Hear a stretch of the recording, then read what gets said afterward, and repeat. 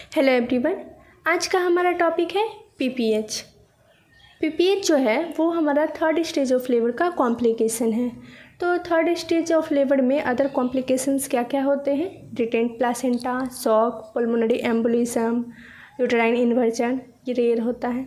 तो इन सब में हम लोग आज डिस्कस करेंगे पीपीएच के बारे में। पीपीएच का फुल फॉर्म होता है post partum haemorrhage.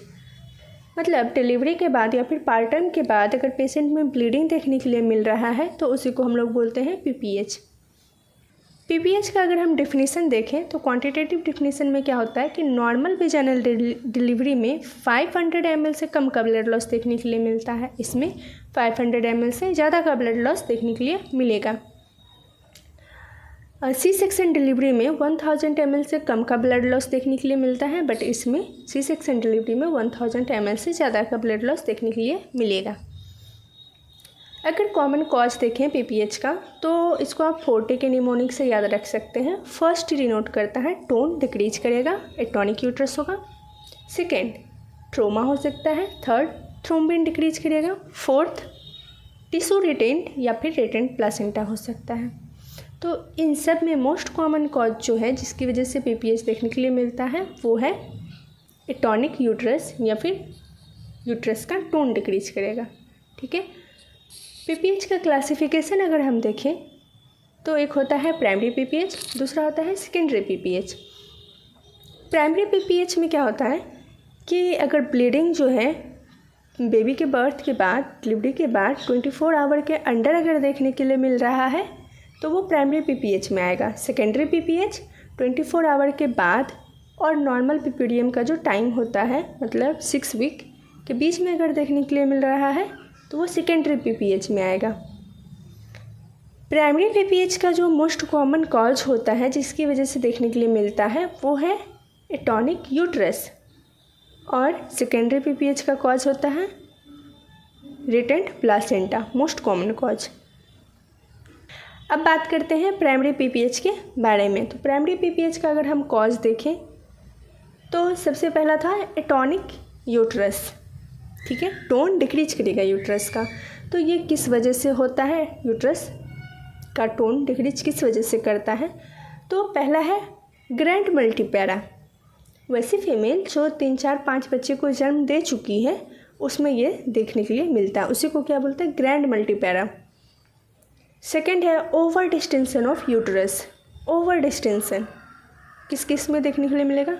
Multiple pregnancy में, ट्विंस के केस में, ट्रिपलेट के केस में। इसके बाद अगर बेबी का वेट 4 kg से ज़्यादा है तो उसमें भी ओवर डिस्टेंशन देखने के लिए मिलता है। मल न्यूट्रिशन के केस में, और अगर पेशेंट एनीमिक है तो उस केस में भी देखने के लिए मिल सकता है। अगर पेशेंट में एपीएच का केस हुआ हो, पहले एंटीपार्टम हेमरेज हुआ हो, उसमें भी देखने के लिए मिल सकता है।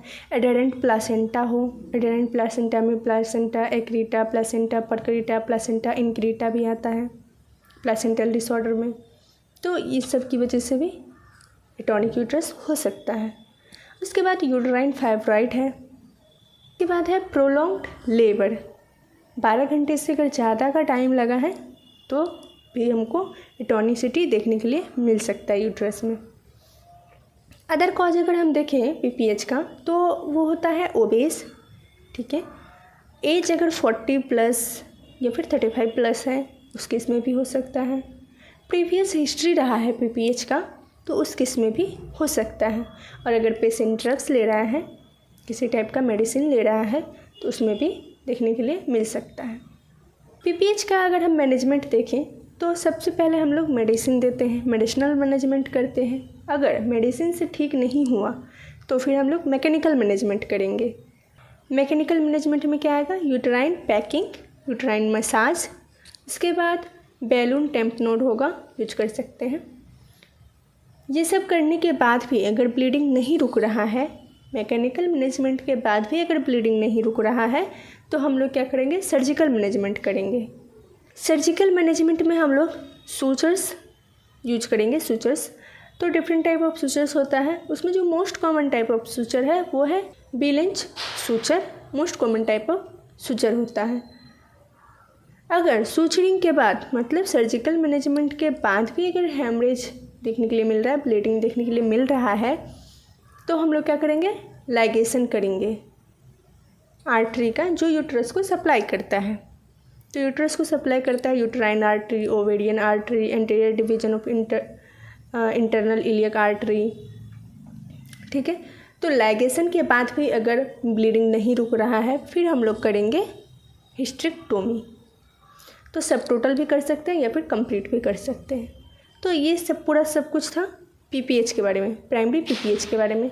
सेकेंडरी पीपीएच में ज़्यादा कुछ नहीं है। सेकेंडरी पीपीएच का कॉमन कॉज हम लोग मोस्ट कॉमन कॉज में क्या था, रिटेंट प्लासेंटा था। अदर कॉजेज में आता है सब इन्वोल्यूशन ऑफ प्लासेंटा, इन्फेक्शन, या फिर अगर सी सेक्शन डिलीवरी हुआ है तो वहाँ पे जो वुंड होता है उससे भी ब्लीडिंग हो सकता है। एंडोमेट्राइटिस भी एक कॉज हो सकता है सेकेंडरी पीपीएच का।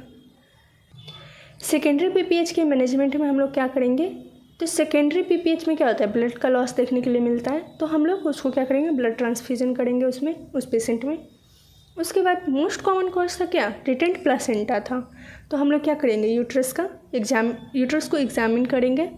ठीक है, और उसके बाद अगर कुछ टिश्यू या प्लासेंटा का पार्ट्स अगर बचा हुआ है तो फिर उसको क्या करेंगे, रिमूव करेंगे।